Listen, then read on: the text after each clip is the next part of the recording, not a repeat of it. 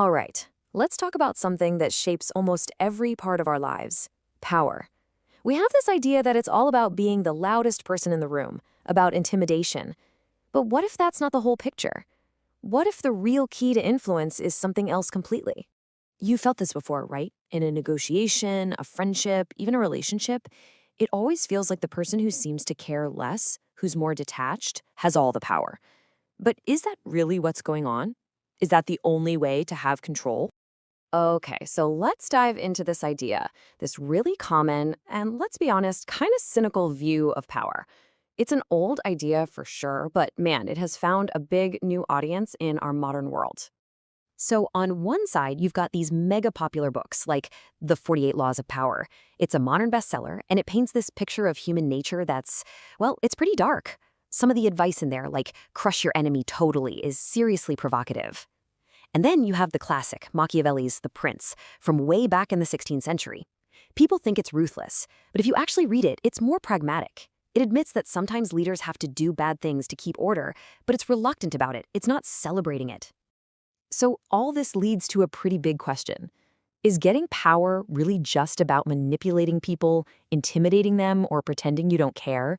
Is that the only game in town? Well, it turns out the actual science of how we interact with each other tells a much, much more interesting story. You see, researchers have actually found that there are two totally different ways that we humans achieve status. Two basic strategies for gaining power that have been shaping our societies for, well, forever. Okay, so the first path is dominance. This is the one we all know. It's the power you take by force. It's about threats, aggression, and intimidation. You get status because people are afraid of what will happen if they don't listen to you. It's all about coercive control. But then there's this other path, one we don't talk about nearly as much. It's called prestige.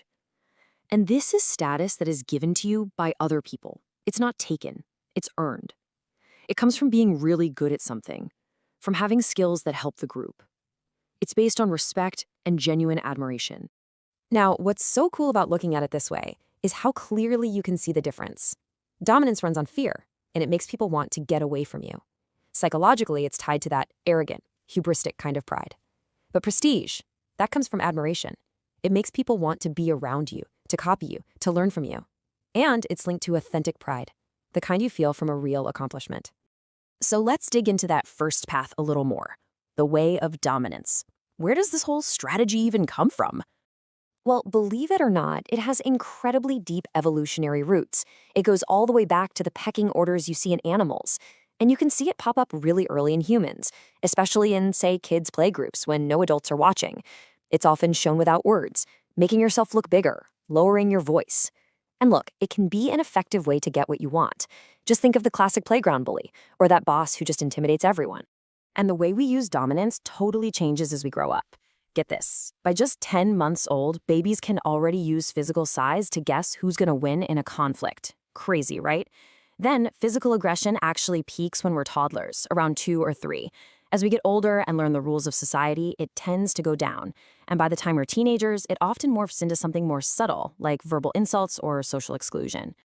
So that's one side of the coin. Now, let's flip it over and look at the other paths to influence. The quieter, but often way more stable and powerful strategy, the way of prestige. At its core, prestige is all about being good at something that matters. It's the status we give to the person who just knows what they're doing. You know, the best hunter in the group, the expert coder on the team, or that wise mentor everybody goes to for advice. We listen to them not because we have to, but because we actually want to. We want to learn what they know. And check this out. This is a perfect illustration.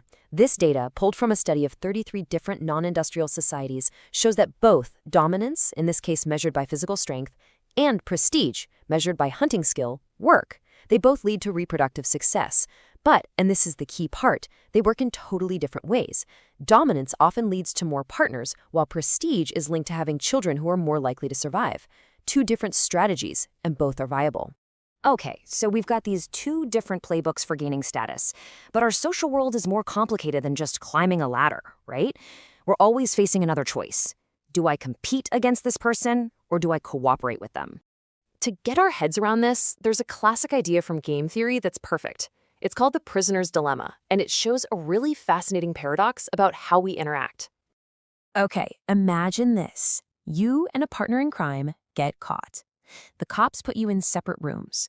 If you both stay silent, you each get just 1 year in jail. If you betray your partner and they stay silent, you walk free and they get slammed with 10 years. But if you both betray each other, you both get the full 10 years. So what do you do? And here is the paradox. The most rational choice for you as an individual is to betray your partner, right? It gives you a chance to walk free. But if you both think that way, you both end up with a terrible outcome. The best result for the group, where you both get only 1 year, requires trust and cooperation. And that feels risky. But cooperation isn't just a fantasy. It actually becomes the smartest, most stable strategy when you have 3 things. 1, you know you're going to interact with this person again. 2, you can retaliate if they betray you next time. And 3, you can remember who's trustworthy and who isn't. This is basically the foundation of our entire social world. All right, we've talked dominance, we've talked prestige, and we've talked cooperation. So now let's bring it all home and go back to that very first idea we started with. That whole thing about caring less. Now we can see that that idea is just way too simple. Power isn't about being cold and detached. In fact, if that's your only move, you're cutting yourself off from the incredibly powerful strategies of prestige and cooperation. So, what's the real secret? And here it is. The ultimate source of power isn't about controlling other people, it's about controlling yourself. It's about mastering your own emotional reactions, especially when things get tense or uncertain or when someone challenges you. Because think about it, self-control makes you independent. You're not desperate for a specific outcome. And when you're independent, you're free to choose the best strategy for the moment. You can be assertive, even dominant, when you need to protect a boundary. You can lead with prestige by showing what you know and helping others. And you can build incredible strength through cooperation. See, real power isn't one tactic. It's having a whole toolkit and knowing which tool to use. It's about choosing, not just reacting. So I'm going to leave you with this final thought.